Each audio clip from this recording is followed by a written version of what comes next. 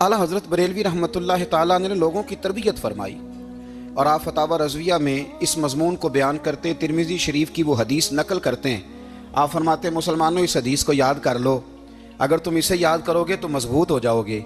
हदीस क्या है? नबी करीम सल्लल्लाहु अलैहि वसल्लम ने फरमाया, अगर सारे इंसान मिल के भी तेरा बुरा करना चाहें तो जब तक रब की मशीयत ना हो वो तेरा बुरा कर नहीं सकते। और हुजूर सल्लल्लाहु अलैहि वसल्लम ने फरमाया, अगर सारे इंसान मिल के तेरा भला करना चाहें तो जब तक रब की रज़ा ना हो तेरा भला हो नहीं सकता। तो आला हज़रत फरमाते हैं, इस चीज़ को ज़हन में बिठाओ, मुसलमानों अपना रुजू अपने रब रसूल की तरफ मजबूत करो। ये क्या बात हो गई कि मैं इससे भी डर रहा हूँ, मैं उससे भी डर रहा हूँ, वो भी मेरे पीछे लग गया। फाज़िल बरेलवी रहमतुल्लाह अलैह इन चीज़ों से मना फरमाते थे। वो कहते थे ये तो हम मात हैं, ओ हम परस्ती है, हमें इन चीज़ों से हमेशा बचना है, अपनी आने वाली नस्लों को बचाना है। फरमाया करते थे, रब की रज़ा पे जो राज़ी रहता है अल्लाह उसे सुकून वाली ज़िंदगी अता फरमाता है। हमारे यहाँ लोग पूछते हैं तबीयत कैसी है, लेकिन यूपी में, सीपी में, लखनऊ में पूछा जाता है कि क्या शिकायत है आपको? कहते हैं जी सर दर्द की शिकायत है। ये उर्दू का एक मुहावरा है। जनाब क्या शिकायत है? कहते हैं जी मुझे कमर दर्द की शिकायत है। फिर पूछने वाले पूछते हैं कि जनाब उस शिकायत का क्या बना? तो सदरुल शरिया मौलाना अमजद अली साहब आज़मी रहमतुल्लाह अलैह फरमाते हैं, आला हज़रत को बुखार था तो मैं हाजिर हुआ, तो मैंने कहा हुजूर शिकायत का क्या बना? कहने लगे, मौलाना पढ़े लिखे हो के तो ऐसी बातें ना करो, शिकायत किससे करनी है? रब ने जिस हाल में रखा है बड़ा ही अच्छा रखा हुआ है, शिकायत का क्या माना हुआ? अल्लाह ने जहां समझा मुनासिब उसने हमें रखा है, शिकायत क्या होती है? मुझे किसी से शिकायत नहीं। फरमाया करते थे, अल्हम्दुलिल्लाह मुझे सर दर्द भी होता है और बुखार भी होता है और मैं बड़ा खुश हूँ। ये वो वाली बीमारियां हैं, ये वो अमराज हैं जो नबियों के कदम भी चूमने आया करते थे। मैं खुशबख्त हूँ कि वो अमराज जो अंबिया के पास आते थे, सर दर्द और बुखार, वो मुझे लगते हैं। अपनी ज़िंदगी को रज़ा वाली ज़िंदगी बनाया। यकीन बड़ा कामिल था मेरे आला हज़रत का। इमाम गज़ाली ने हदीस लिखी है, नबी करीम सल्लल्लाहु अलैहि वसल्लम ने फरमाया, यकीन इस तरह सीखा करो जिस तरह तुम कुरान सीखते हो। आज मेरे दौर का सबसे बड़ा मसला यकीन की कमज़ोरी है। मुसलमान कच्ची पक्की सोचें सोचता है, कमज़ोर कमज़ोर जुमले बोलता है, इसको दुनियादारों के वादों पर इत्माद जल्दी होता है, लेकिन माज़अल्लाह अल्लाह रसूल के वादों के बारे में ये कई दफ़ा शकूक का शिकार होता है। इसे समझना चाहिए। फाज़िल बरेलवी एक पुख्ता यकीन वाली शख्सियत थे, पुख्ता यकीन वाली। बरेली शरीफ के दाएं बाएं ताउन का मर्ज फैल गया तो आला हज़रत फरमाते हैं, मेरे मुंह में भी कुछ गिल्टियाँ निकल आईं। तो बाज़ लोगों ने कहा शायद आपको भी ताउन हो गया है। आला हज़रत रहमतुल्लाह अलैह फरमाते हैं, जो सबसे बेहतरीन तबीब था वो लाया गया, उसने मेरा मुंह देख के, गिल्टियाँ देख के कहा, खो आपको तो ताउन का मर्ज हो गया है। तो आला हज़रत फरमाने लगे, मुझे सारी बीमारियाँ लग सकती हैं, ये नहीं लग सकती। उसने कहा, हकीम मैं हूँ कि आप हैं? फरमाया नहीं आप ही हैं, पर यह बीमारी मुझे नहीं लग सकती, ये मुझे हो नहीं सकती। उसने इसरार किया तो आला हज़रत रहमतुल्लाह ताला अलैह उसको कहने लगे, मियाँ तू जो मर्जी कर लेकिन मुझे ताउन का मर्ज नहीं हो सकता, ये बात तय है। वो नाराज होकर चला गया। अब ताउन की जो गिल्टियाँ होती थी ना वो बड़े बड़े महीनों नहीं जाती थी, तकलीफ रहती थी। आला हज़रत कहते हैं, मैंने उसी रात ना थोड़ी सी काली मिर्चों का सफ़ूफ बनाया और मिसवाक में रख के जब मुंह के अंदर छिड़का तो थोड़ा सा खून निकला और मेरा मुंह बिल्कुल ठीक हो गया। सवेरे मैंने कहा बुलाओ ना अपने हकीम को जो कहता था ताउन हो गया है। तो लोग कहने लगे, हुजूर आपको वैसे कैसे पता था ताउन नहीं है? फरमाने लगे, पता इस तरह था कि अल्लाह के रसूल सल्लल्लाहु अलैहि वसल्लम ने एक दुआ इरशाद फरमाई है। फरमाया किसी मरीज़ को देख के पढ़ लो, अल्हम्दुलिल्लाहिल्लज़ी मिम्मब्तलाका बिही वफ़द्दलनी अला कसीरिम मिम्मन खलका तफ़दीला। हुजूर ने फरमाया किसी बीमार को देख के, मुसीबत वाले को देख के ये दुआ पढ़ो, तुम उस मुसीबत में शिकार नहीं होंगे। फरमाने लगे, मैंने ताउन के मरीज़ को देख के दुआ पढ़ ली थी, तारे टूट सकते हैं, चांद गिर सकता है, सूरज अपनी जगह छोड़ सकता है, पर मदीने वाले महबूब की बात गलत नहीं हो सकती। ये मेरा यकीन कामिल है। साढ़े नबी दी जुबान, साढ़े वास्ते कुरान, ये बात गलत हो सकती? मजबूत यकीन फाज़िल बरेलवी का, मजबूत नजरियात। आला हज़रत रहमतुल्लाह ताला अलैह से किसी ने कहा, आप किस तरह के मोमिन है, किस तरह के मोमिन है? तो आला हज़रत फरमाने लगे, मेरा दिल चीरो, उसको खोलो, एक तरफ ला इलाहा इल्लल्लाह लिखा होगा, दूसरी जानब मुहम्मदुर रसूलुल्लाह लिखा होगा, खोल के देख लो। एक तो यकीन की। फिर दूसरी बात, खुश्क लोगों को जिंदगी गुजारने का मजा कोई नहीं आता। زندگی گزارنے کا مزہ اسے ہی آتا ہے جسے کسی سے پیار ہو جاتا ہے. باقی نا دیکھیں نا، ایک بندہ جبرن ایک شخص بچے پالتا ہے، وہ کہتا ہے یہ میرے لیے کیا مصیبت ہے 5 بچے، اور ایک شخص کو بچوں سے پیار ہو جاتا ہے. وہ جوان بھی ہے، خوبصورت بھی ہے، پر عید پہ کپڑے نہیں خریدتا، بیوی سے کہتا ہے میں پرانی پہن لوں گا پر بچوں کو نہیں لے دے. اور بھائی تیری خواہشیں مر گئی ہیں، تیری خوبصورتیوں کی طرف جانے کی آرزویں ختم ہو گئی. تو کہنے لگا سارا کچھ ہے پر بچوں سے پیار جو ہو گیا. اعلیٰ حضرت رحمت اللہ علیہ بہت بڑے فلسفی تھے، منطقی تھے، بہت بڑے سائنسدان تھے. یہاں بڑا سنجیدہ اجتماع ہے، میں بڑی خاص بات کرنے لگا ہوں. سارے سائنسدان کہتے ہیں زمین گھومتی ہے. اعلیٰ حضرت نے اتنی موٹی کتاب لکھی ہے زمین ساکن ہے. فرماتے تھے ہم جیسے مرضی سائنسدان کہیں گے آپ نے دلائل دی ہیں. آپ فرماتے ہیں جب نبی کریم علیہ السلام کی حدیث مسلم شریف میں موجود ہے کہ جب اللہ نے زمین کو پیدا کیا زمین کانپنے لگی تو اللہ نے پہاڑوں کو میخیں بنا کے قلعے بنا کے اندر لگا دیا تو زمین ٹھہر گئی. فرمانے لگے جب مصطفیٰ کریم نے کہہ دیا ٹھہر گئی ہے تو سارے سائنسدان بھی کہیں تو ہم ماننے کو تیار نہیں کہ گھومتی ہے. انہوں نے دلائل دیے. وہ ہمیں نا روز کہہ دیتا ہے ڈاکٹر آپ کی طبیعت خراب ہے، کھانسی ہے، گھر میں کسی اور کو تو نہیں؟ ہاں جی ہے جی. وہ کہتا ہے اسی کی وجہ سے ہو گئی ہے. او خدا کے بندے، نبی کریم علیہ السلام نے فرمایا بیماری متعدی نہیں ہوتی، ایک سے دوسرے کو نہیں لگتی. اور بڑے سادے انداز میں مسلم کی حدیث ہے. ایک صحابی نے کہا یا رسول اللہ میرے اونٹ کو اس اونٹ سے خارش پڑ گئی ہے. تو اللہ کے رسول فرمانے لگے تیرے اونٹ کو تو اس سے پڑیا تو اس کو کہاں سے پڑی تھی؟ کہنے لگا جی وہ تو قدرتی معاملہ ہے. تو حضور فرمانے لگے یہ بھی قدرتی معاملہ ہے. اب ہمیں جو مرضی، اعلیٰ حضرت کے زمانے میں لوگوں نے کہا کشش ثقل ہے، زمین اپنی طرف چیزوں کو کھینچتی ہے. دلیل کیا ہے؟ وہ کہنے لگے جی سیب گرتا ہے تو زمین پہ، آم گرتا ہے درخت سے تو زمین پہ، امرود گرتا ہے تو، انار گرتا ہے تو زمین میں کشش ہے، کھینچ لیتی ہے. اعلیٰ حضرت فرمانے لگے شاباش، سائنسدان جو کہیں گے ہم مانیں گے. فرمانے لگے زمین نے آدھا کلو کا سیب کھینچ لیا ہے، 1.5 پاؤ کا انار کھینچ لیا ہے، پر ہم نے غبارے میں 1.5 چھٹانگ ہوا بھر دیا، وہ تو زمین سے کھینچا نہیں گیا. یہ کس قسم کی کشش ثقل ہے؟ یہ ابھی 2 سال پہلے ڈاکٹر عبد القدیر خان کا مضمون چھپا تھا روزنامہ جنگ میں. وہ کہتا ہے مجھے وہ مولوی چاہیے تھا جس کے پاس قرآن حدیث بھی ہو اور سائنس کے علوم بھی ہوں. کہتا میں نے زمانے کے دروازے کھٹکھٹائے، پھر میں پہنچا بریلی کے امام کے پاس، اور کہتا ہے وہاں جا کے نا میں ٹھہر گیا ہوں، اس لیے کہ مجھے قرآن و سنت کا نور بھی ملا ہے اور مجھے سائنس کے رموز بھی ملے ہیں. یہ واحد شخص ہے جو دین کو سائنس کا پابند نہیں کرتا بلکہ سائنس کو مدینے والے کا غلام بناتا ہے، مدینے والے کا غلام بناتے. تو اعلیٰ حضرت فرمانے لگے عجیب فلسفہ ہے نا جی، آم کھینچ لیا اس نے، سیب کھینچ لیا، امرود کھینچ لیا، پر اس سے 1.5 چھٹانگ والا غبارہ. تو لوگوں نے کہا حضور پھر مسئلہ کیا ہے؟ آپ فرمانے لگے مسئلہ یہ ہے کہ ہر چیز اپنی اصل کی طرف لوٹ جاتی ہے.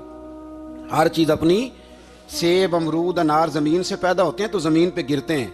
ہوا کی اصل اوپر ہے، اس لیے جب غبارے میں ہوا بھریں گے تو ہوا اس کو اوپر لے جائے گی. ہاں جب اس سے ہوا نکل جائے گی تو پھر غبارہ جو جس کی اصل ہوتی ہے ادھر لوٹ جاتا ہے. انسان مٹی سے بنا ہے تو جاتا کہاں ہے؟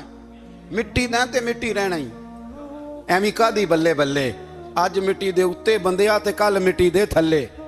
تو اعلیٰ حضرت رحمت اللہ تعالی علیہ نے نا اپنے سارے علوم کو نبی پاک کا غلام بنا دیا.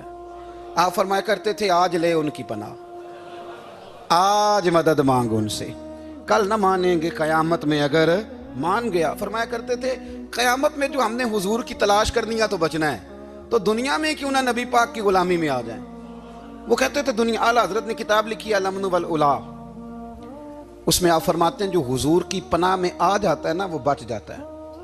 اللہ کرے آپ کو سمجھ آئے میری بات کی.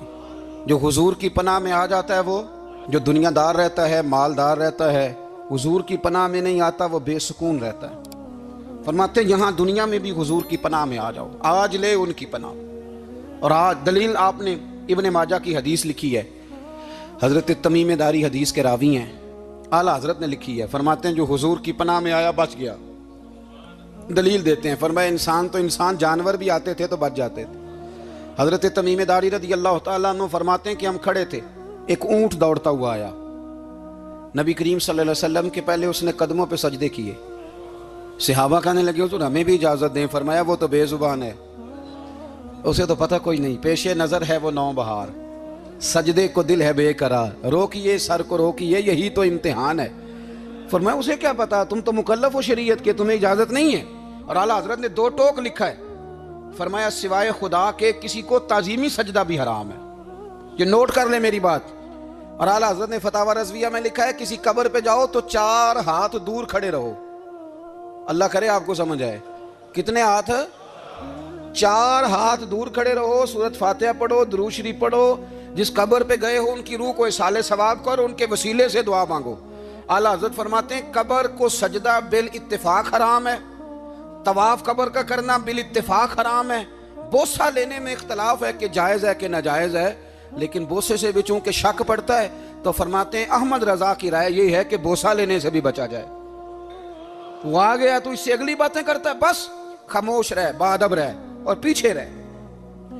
تو حضرت تمیم داری کہتے ہیں یہ حدیث اعلیٰ حضرت نے لکھی ہے لمن والعلا میں، فرماتے ہیں کہ اونٹ نے پہلے سجدہ کیا، قدم چومے، پھر اس نے حضور کے کان میں کوئی بات کہی۔ روزے دے دوالے نے غلامہ دیاں ٹولیاں، ایک پہ سن دے کروڑاں دیاں بولیاں، یعنی اونٹ نے بات کی تو حضور نے وہ بھی سن لی۔ اعلیٰ حضرت کہتے ہیں جو پناہ میں آتا ہے بچ جاتا ہے۔ کہتے ہیں رسول کریم نے نا اونٹ کی پشت پہ ہاتھ پھیرا اور اللہ کے محبوب فرمانے لگے فکر نہ کر، اب تو آ گیا ہے نا تو جیسے تو کہے گا ویسے ہی ہو جائے گا، جیسے تو کہے گا ویسے ہی۔ ابن ماجہ میں موجود ہے، پر میں چونکہ فاضل بریلوی رحمۃ اللہ علیہ کی کتاب سے پیش کر رہا ہوں الامن والعلا سے، تو میں اسی انداز میں پیش کر رہا ہوں جس انداز میں وہاں ہے۔ حضرت تمیم داری کہتے ہیں کہ ہماری سمجھ میں بات کوئی نہ آئی، تھوڑی دیر گزری تو کچھ لوگوں نے ہاتھوں میں رسیاں پکڑی ہیں، خنجر پکڑے ہیں، دوڑے آئے، یا رسول اللہ یہ ہمارا اونٹ ہے۔ حضرت تمیم داری کہتے ہیں میں نے دیکھا کہ جب وہ آ گئے نا خنجر لے کے تو اونٹ حضور کے پیچھے چھپ گیا۔ آج لے ان کی پناہ، آج مدد مانگ ان سے، وہ حضور کے پیچھے چھپ گیا۔ تو کہتے ہیں کہ نبی کریم صلی اللہ تعالیٰ علیہ وسلم نے فرمایا کیا مسئلہ ہے بھائی؟ یا رسول اللہ ہمارا اونٹ ہے، ذبح کرنے لگے تھے دوڑا ہے۔ تو حضور فرمانے لگے وہ تو تمہاری شکایت کر رہا ہے۔ وہ کہتا ہے یا رسول اللہ میں نے برسوں ان کی نوکری کی، برسوں میں نے بڑی نوکری کی۔ صحیح کہتا ہے یا رسول اللہ؟ ٹھیک کہتا ہے۔ حضور اب بوڑھا ہو گیا ہوں، تھوڑا زیادہ بوجھ نہیں اٹھا سکتا، تو مجھے ذبح کر کے کھانا چاہتے ہیں، میں مرنا نہیں چاہتا۔ نبی کریم فرمانے لگے اچھے لوگ یہ صلہ دیتے ہیں؟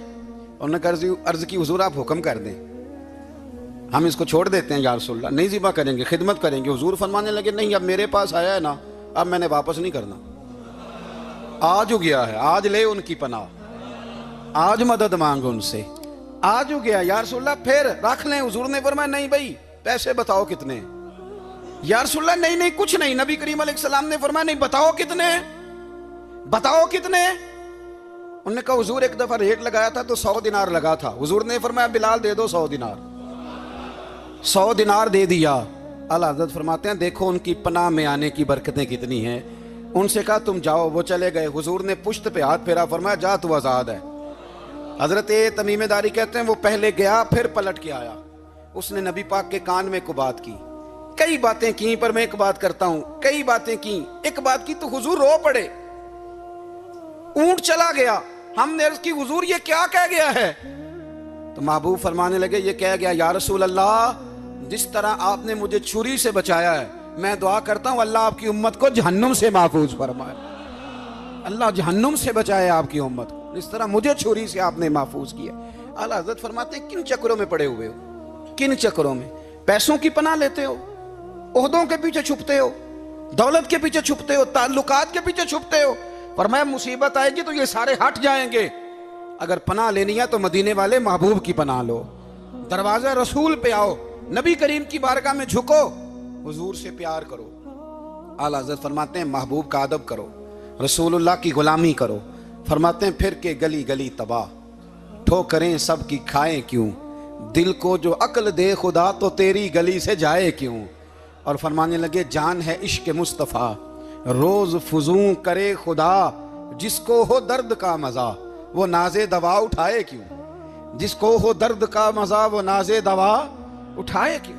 انہوں نے محبوب کریم کی محبت کا پیغام دیا، صحابہ کی محبت کا، بولیے صحابہ کی محبت کا پوری کتاب لکھی حضرت صدیق اکبر جناب عمر کے فضائل پر۔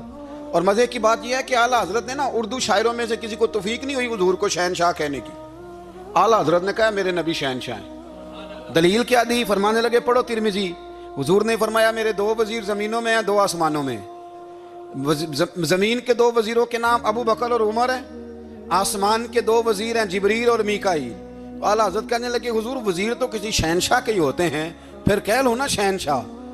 تو پھر فرمانے لگے حاجیو آؤ شہنشاہ کا روضہ دیکھو، حاجیو آؤ شہنشاہ کا روضہ دیکھو۔ کعبہ تو دیکھ چکے اب کعبے کا بھی کعبہ دیکھو، کعبہ تو دیکھ چکے اب کعبے کا بھی غور سے سن تو رضا، کعبے سے بھی آتی ہے صدا، میری آنکھوں سے میرے پیارے کا روضہ دیکھو۔ اعلیٰ حضرت نے ساری زندگی اور صحابہ کرام کی بات کی، اہل بیت کی بات کی، اولیاء کی بات کی، صوفیاء کی بات کی، دفاع کیا سب کا، سب کے شانوں میں لکھا، امت کو بتلایا کہ اپنے بزرگوں سے جڑے رہو گے تو بچے رہو گے۔ اعلیٰ حضرت نے طنز کرنے سے، تنقید کرنے سے، بلا وجہ غلطیاں نکالنے سے اور ایک دوسرے پر لان تان کرنے سے ہمیں بچنے کو کہا۔ اعلیٰ حضرت فرماتے ہیں کوئی علم اگر آ جائے نا تو اس کا معنی یہ نہیں کہ سب کو جاہل سمجھ لینا چاہیے۔ سمجھ آ رہی ہے میری بات کی؟ ہم جس شعبے میں بھی ہوتے ہیں نا سامنے والے کو ان پڑھ ہی سمجھتے ہیں۔ مولویوں کے بارے میں بعض لوگوں کا خیال ہے کہ یہ پتہ نہیں کون سی مخلوق ہے، ان کو کیا پتہ دنیا داری کا۔ میں صحیح کہہ رہا ہوں۔ اسی طرح جو میرے شعبے سے تعلق رکھنے والے لوگ ہیں وہ کہتے ہیں شاید سارے تاجر 2 نمبر طریقے سے ہی مال کماتے ہیں۔ یہ ہو نہیں سکتا، ایسا ہو نہیں سکتا۔ ہمیں نا دوسروں کی اہمیت کی خبر رکھنی چاہیے، ہم ایک دوسرے سے پیار، ہم طنز کرتے ہیں، تنقید کرتے ہیں۔ فاضل بریلوی منع کرتے تھے، آپ فرماتے ہیں یہ طریقہ درست ہے۔ ہم جب غلطیاں نکالنے پہ جاتے ہیں تو معاذ اللہ اتنا اوپر بن جاتے ہیں کہ معاذ اللہ ثم معاذ اللہ اللہ رسول تک پہنچ جاتے ہیں۔ اعلیٰ حضرت کے زمانے میں ایک شخص نے کہہ دیا نبی پاک کا خیال آئے تو نماز ٹوٹ جاتی ہے۔ عقل ہے نا جی، جہاں مرضی لے جاؤ۔ وہ کہنے لگا جی میں نے خالص اللہ کے لیے پڑھنی ہے نا فلسفہ عجیب، نبی پاک کا خیال آئے تو نماز ہے۔ اعلیٰ حضرت فرمانے لگے تو بڑا ہی پاگل ہے، جب تو کہے گا السلام علیکہ ایھا النبی خیال آئے گا کہ نہیں؟ فرمانے لگے تو بڑا ہی نادان ہے، جب تو کہے گا اللہم صلی علی محمد وعلی خیال آیا کہ نہیں آیا؟ فرمانے لگے تو نبی پاک کی بات کرتا ہے، نماز میں تو ابا اماں کا بھی خیال آتا ہے، ربنا اغفر لی والی والدیہ۔ فرمانے لگے ربے کے خیال سے نہیں ٹوٹتی تو مدینے والے کے خیال سے کیسے ٹوٹ گئی؟ فرمانے لگے بڑا ہی بیوقوف ہے تو۔ اعلیٰ حضرت فرمانے لگے تو کہتا ہے حضور کا خیال آئے تو ٹوٹ جاتی ہے۔ فرمانے لگے جب تک حضور کا خیال آئے نہ نماز ہوتی نہیں، جب تک حضور کا خیال نہ آئے نماز ہوتی نہیں، سوال ہی نہیں پیدا ہوتا۔ لوگوں نے کہا جناب وہ کس طرح؟ تو اعلیٰ حضرت فرمانے لگے اللہ نے کہا قرآن میں واقعی الصلاۃ نماز پڑھو، یہ نہیں بتایا کتنی پڑھنی ہے، اور یہ بھی نہیں بتایا فجر کی کتنی پڑھنی ہے، یہ بھی نہیں بتایا ظہر کی، یہ بھی نہیں بتایا قیام کیسے کرنا ہے، ہمیں یہ بھی نہیں بتایا رکوع کیسے کرنا ہے۔ ہمیں کیسے پتہ چلا؟ جب صحابہ نے کہا نا رب کہتا ہے نماز پڑھیں تو کیسے پڑھیں، تو حضور فرمانے لگے سلو کما رأیتمونی اصلی، نماز اس طرح پڑھو کرو جس طرح مجھے پڑھتے ہوئے دیکھتے ہو۔ تو کہا یہ تو کیسی عجیب بات کر رہا ہے کہ نبی کریم صلی اللہ علیہ وسلم کا خیال آئے۔ اور پھر بڑی مزیدار بات، ایک شخص نے اعلیٰ حضرت سے آ کے نا اس زمانے میں نا ایک آریہ مذہب ہوتا تھا، اب اللہ کا شکر ہے وہ کوئی نہیں، اب ویسے جو بڑے نئے نئے مذہب نکل آئے ہیں، جو آدمی جتنا پڑھ جاتا ہے معاذ اللہ وہ ایک نئی بات ہی شروع کر دیتا ہے، اور جو انوکھی بات کرے اس کے پیچھے رش بھی زیادہ ہو جاتا ہے، سٹائل ذرا ہٹ کے ہو نا جی تو ذرا ماحول جلدی بن جاتا ہے۔ تو وہ آریہ مذہب تھا، تو وہ ایک آریہ آ گیا اعلیٰ حضرت کے پاس، آ کے کہنے لگا کہ فرض کی اہمیت زیادہ ہے کہ سنت کی؟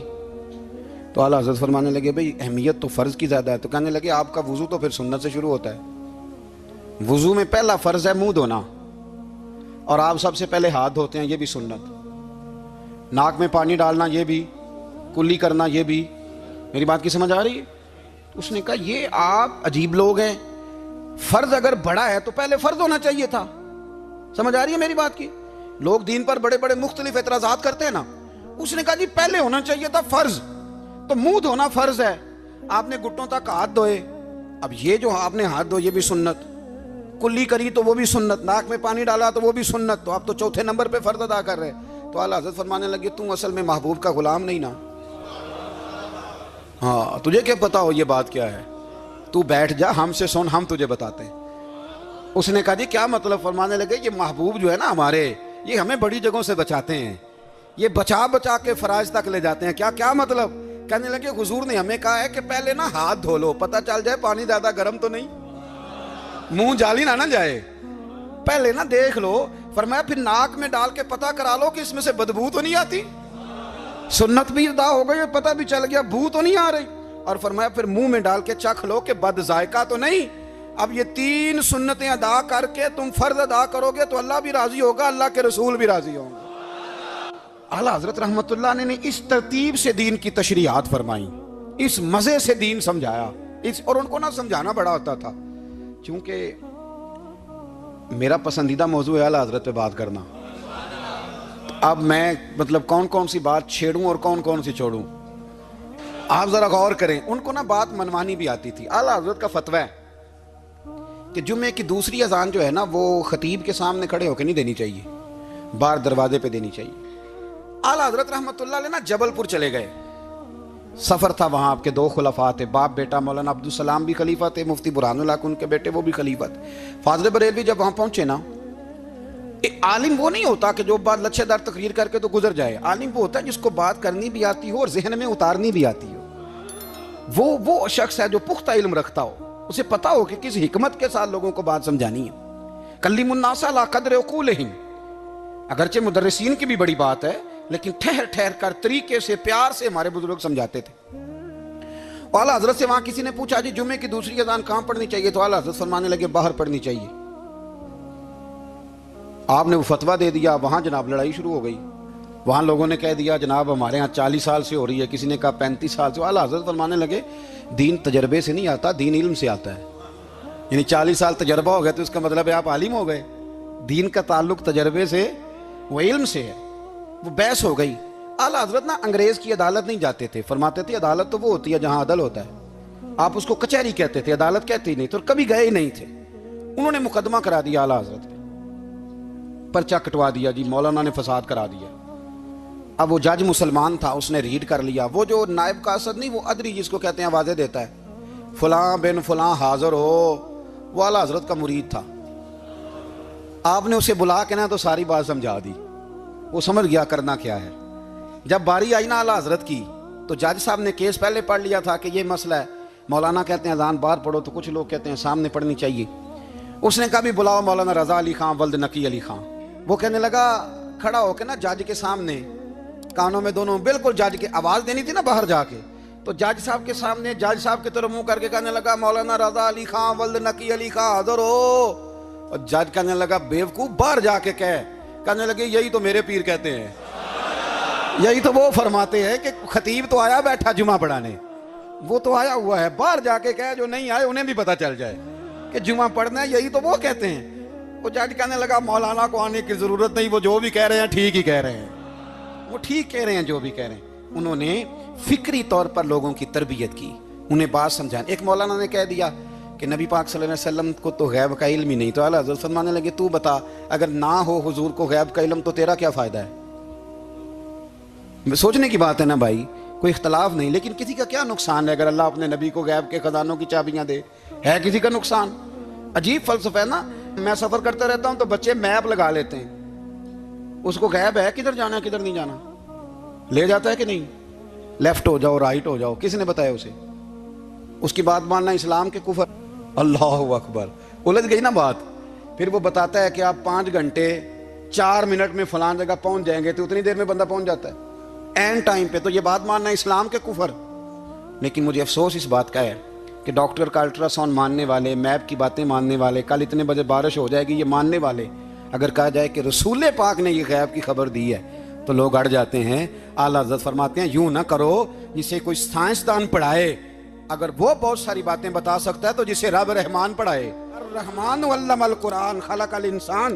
میں تم بات ہی نہیں مانتے؟ فاضل بریلوی نے الدولۃ المکیہ پوری کتاب لکھی ہے، اور آپ فرماتے ہیں اللہ نے سب سے زیادہ غیب کی خزانوں کی چابیاں اپنے نبی کو عطا فرمائی ہے۔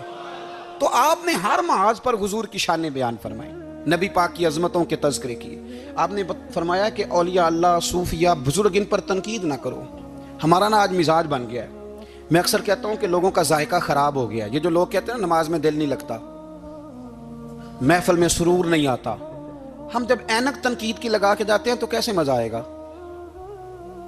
جب ہم سامنے والے کو اچھا ہی نہیں سمجھ رہے، سب سے اچھے ہم خود ہیں۔ میں اکثر کہا کرتا ہوں کہ جب تک ہم تھوڑا سا نیچے بیٹھ کے اوپر نہیں نہ دیکھتے، بندے ہمیں بڑے نظر نہیں آئیں گے، چھوٹے چھوٹے نظر آئیں گے۔ ہم ہمیشہ اوپر کھڑے ہو کے نیچے دیکھتے ہیں۔ مہربانی فرمائیں۔ بڑی شاندار بات لکھی اعلیٰ حضرت بریلوی نے ملفوظات شریف میں۔ آپ فرماتے ہیں 2 بڑے زبردست قاری تھے، تلفظ اچھا ہی ہونا چاہیے، لیکن اس کا یہ مطلب نہیں کہ پھر آپ سب پہ تنقید ہی کرتے رہیں۔ تو اعلیٰ حضرت فرماتے 2 قاریوں نے نا ایک بزرگ کے پیچھے نماز پڑھی، تو ان کے نا کچھ قواعد مستحب، کچھ قواعد ٹھیک نہیں تھے، تو کہنے لگے شہرت تو بڑی سنی تھی پر بابے کو تو قرآن بھی صحیح نہیں پڑھنا آتا۔ یہ اعلیٰ حضرت نے لکھا ہے، چھوڑو جو یہ بھی کو بلی ہے۔ فرماتے ہیں بس مستحب قواعد ٹھیک نہیں تھے، جو چیزیں ضروری ہیں وہ ٹھیک پڑھتے تھے بابا جی۔ اب ان دونوں نے تنقید کی دل میں، اور باہر نکل کے ایک دوسرے سے کہنے لگے یار کتنا سوچ کے آئے تھے پر یہ تو قرآن پاک بھی ٹھیک نہیں پڑھتے۔ اب موسم تھا تھوڑا سا ایسے ہی معتدل موسم تھا، نہ زیادہ گرمی تھی نہ زیادہ سردی تھی، قریب ایک جھیل تھی، کپڑے اتارے، تہمتیں باندھی اور جھیل میں گھس گئے نہانے کے لیے۔ ایک شیر آیا تو کپڑے اٹھا کے لے گیا۔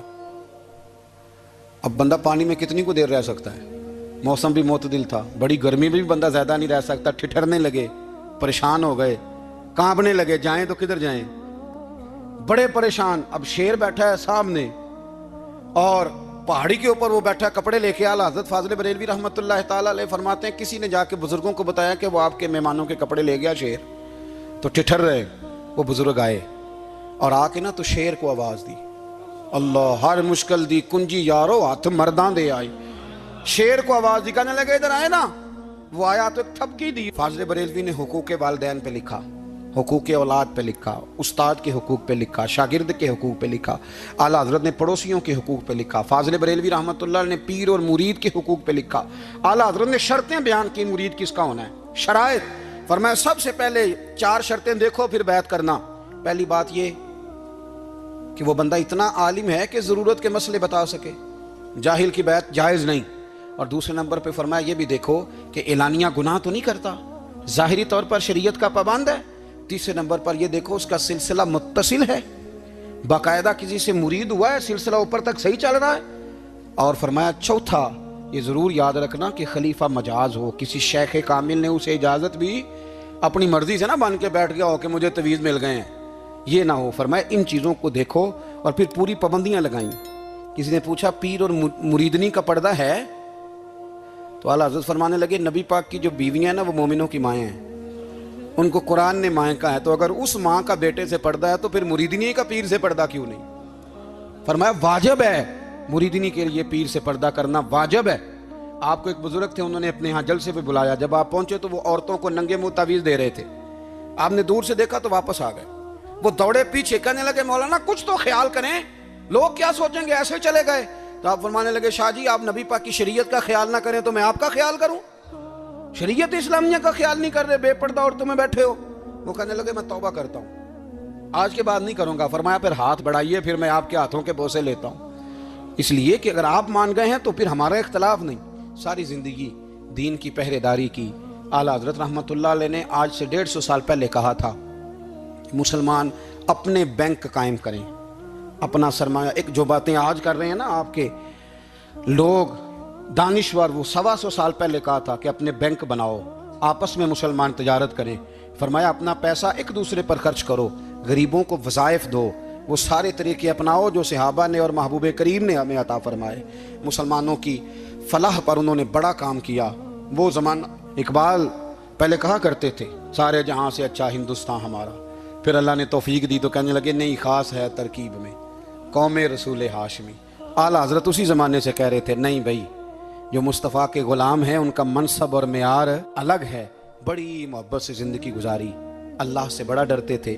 سید ایوب علی رضوی صاحب آپ کے خلیفہ ہیں، وہ کہتے ہیں ایک چھوٹا سا بچہ صبح صبح آ گیا، کہنے لگا حضور آپ کی کل دعوت کرنی، آ جائیں گے؟